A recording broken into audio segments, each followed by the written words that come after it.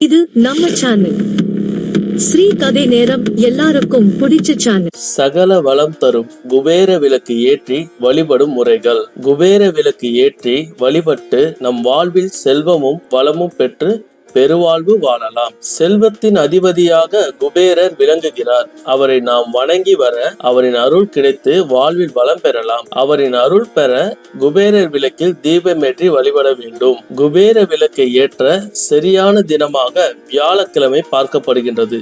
அன்று மாலை 5 மணி முதல் இரவு 8 மணிக்குள் இந்த குபேர விளக்கை ஏற்றி பூஜை செய்வது உகந்தது. குபேரருக்கு விருப்பமான வியாழக்கிழமை தினத்தில் காலையில் வீட்டை சுத்தம் செய்ய வேண்டும். அன்று மாலை வீட்டின் வாசலில் செம்மண் பட்டையிட்டு அலங்காரம் செய்ய வேண்டும். அதன் மீது பச்சரிசி மாவில் கோலம் போட வேண்டும். வாசல் நிலைப்படிக்கு சந்தனம் தெளித்து மஞ்சள் குங்குமம் வைக்க வேண்டும். அதன் பின்னர் கரும்புள்ளி இல்லாத ஒரு எலுமிச்சை பழத்தை எடுத்து அதை இரண்டாக வெட்டவும். ஒரு துண்டில் மஞ்சள் மற்றொரு துண்டில் குங்குமம் தடவி நிலைப்படிக்கு இருபுறமும் ஒவ்வொன்றை வைக்கவும். அதன் பின் நிலைப்படியின் இருபக்கமும் மலர்களை வைக்கவும். விளக்கு ஏற்றும் போது வீட்டினுள் வாசலின் முன் நின்றபடி நமது இடதுபுறத்தில் ஒரு மரப்பலகை அல்லது தட்டில் நன்றாக சுத்தம் செய்த குபேர விளக்கை வைக்கவும். அதற்கு மஞ்சள் குங்குமம் வைக்கவும். அதில் நல்லெண்ணெய் ஊற்றி 2 திரிகளை எடுத்து ஒன்றாக சேர்த்து ஒரு திரியாக்கி குபேர விளக்கில் போடவும். பின்னர் எப்போதும் போல